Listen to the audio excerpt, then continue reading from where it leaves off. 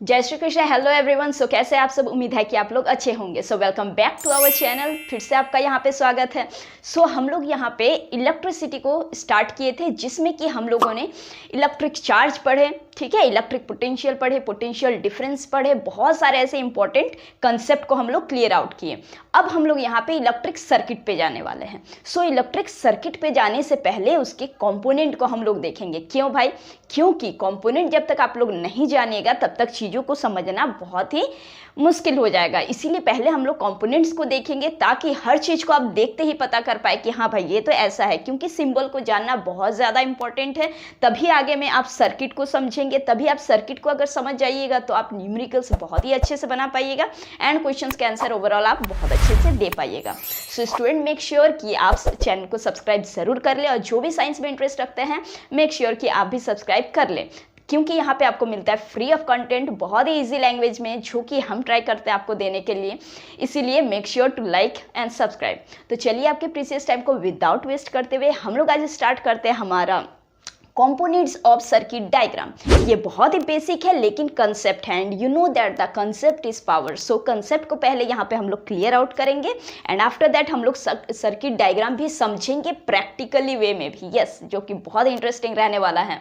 पर इसके पहले आपको कंपोनेंट यहाँ पे करना है। सबसे पहले हम लोग इस चीज़ को समझते हैं। टोटली यहाँ पे आपको 11 कंपोनेंट्स जानना है, ठीक है, कि सर्किट डायग्राम में ग्रेजुअली कैसे कैसे यूज होता है सिंबल को, उसको हमको देखना है। तो सबसे पहले समझिए कि इलेक्ट्रिक सेल मतलब क्या होता है भाई? बैटरी। इलेक्ट्रिक सेल अगर बैटरी अगर लगा हुआ हो तो सिंबल आप देख रहे हैं ऐसे रहता है, ठीक है। ये प्लस होता है पॉजिटिव टर्मिनल, ये नेगेटिव टर्मिनल, ठीक है। 2 टर्मिनल होता है। इलेक्ट्रोड जिसको हम लोग कहते हैं, प्रीवियस वीडियो में हम लोग इसको बहुत ही डिटेल से पढ़े, नहीं अगर देखे तो बहुत सारे वीडियोस है, आप लोग देख सकते हैं, तो बहुत ही क्लियर आउट हो जाएगा हर एक कंसेप्ट में, ठीक है। सो ये हमारा चार्ज है, ये हमारा क्या है? इलेक्ट्रिक सेल है। सेकेंडली ये क्या है?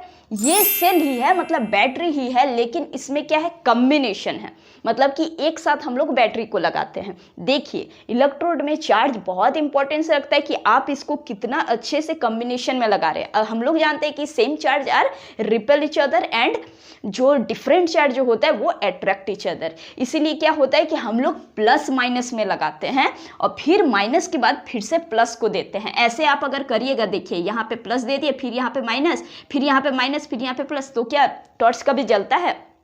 करके देखिएगा, नहीं जलता है ना।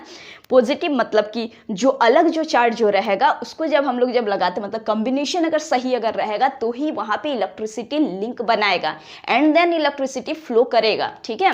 और उससे क्या होगा? इलेक्ट्रिसिटी जनरेट होगा। तो चलिए आगे हम लोग देखते हैं यहाँ पे। तो कॉम्बिनेशन यहाँ पे सेल कैसा है भाई? पहले पॉजिटिव देना है, then negative, after that again positive negative, ऐसे करके हम लोग को कॉम्बिनेशन देना है किसका? सेल का। So that is called the combination of cell, ठीक है, या फिर बैटरी, जो भी बोल लीजिए आप। थर्ड क्या है? यहाँ पे हमारा प्लग की है, ठीक है, प्लग की है।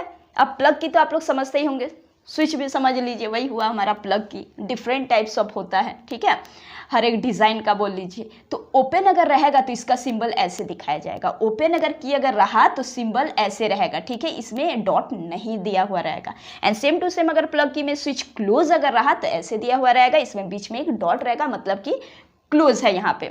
अच्छा, ठीक है।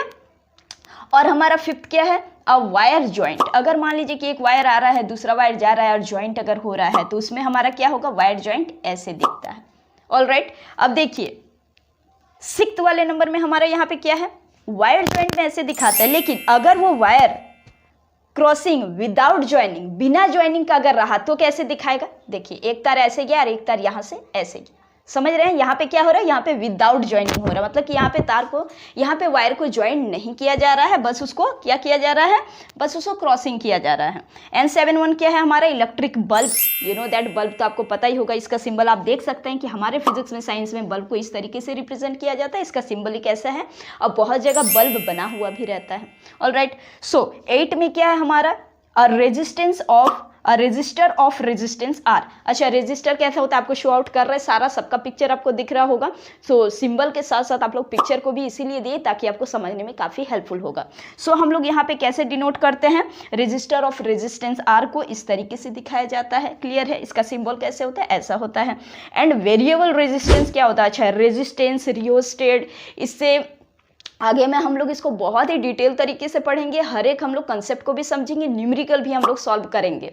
सो मेक श्योर कि आप लोग बने रहें, ओके। क्योंकि पहले यहाँ पे हम लोग कंसेप्ट को देख लेते हैं ताकि हम लोगों को बाद में वही चीज़ को समझने में दिक्कत नहीं आने वाला है, ओके। सो वेरिएबल रेजिस्टेंस और रियोस्टेट कैसे होता है, इसका सिंबॉलिक आप लोग देख रहे हैं, इस तरीके से होता है और ऐसे भी हम लोग दिखाते हैं, ठीक है। ये एरो ऊपर से भी जाता है और ऐसे वेरिएबल रेजिस्टेंस का इस तरीके से भी दिखाते हैं, ऑल राइट। और इसके अलावा हमारा और दो है, क्या है भाई, एमीटर एंड वोल्टमीटर। एमीटर क्या होता है, अब एमीटर आप लोग जानते ही हैं, ए ऐसे करके हम लोग दिखाते हैं एमीटर को। एमीटर का क्या होता है, बेसिकली एमीटर हमेशा सीरीज कनेक्शन में यूज किया जाता है, ठीक है। और वोल्टमीटर हमारा जो है वो पैरेलल कनेक्शन में यूज किया जाता है, ठीक, क्लियर है। So ammeter and voltmeter again very important. Ammeter का कैसे यूज किया जाता है, वोल्टमीटर का कैसे यूज होता है, कहाँ पे हम लोग उस चीज को लगाएंगे सर्किट डायग्राम में, बहुत ही इंटरेस्टिंग से ये सारे चीजें हैं।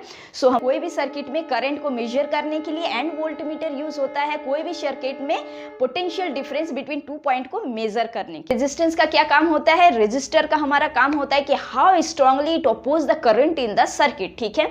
सर्किट में कितने करंट जाएगा कह सकते हैं इसको, की नियंत्रण करके देखता है, ठीक है। और इसको देखता है कि ज्यादा करंट जा रहा है कि नहीं, उसको अपोज भी करता है। एंड साथ साथ हमारे रियोस्टेट का क्या काम रहता है, रियोस्टेट का यहाँ पे काम रहता है to control the current, okay, in the circuit. इतना सारा यहाँ पे चीज को हम लोग को समझना था।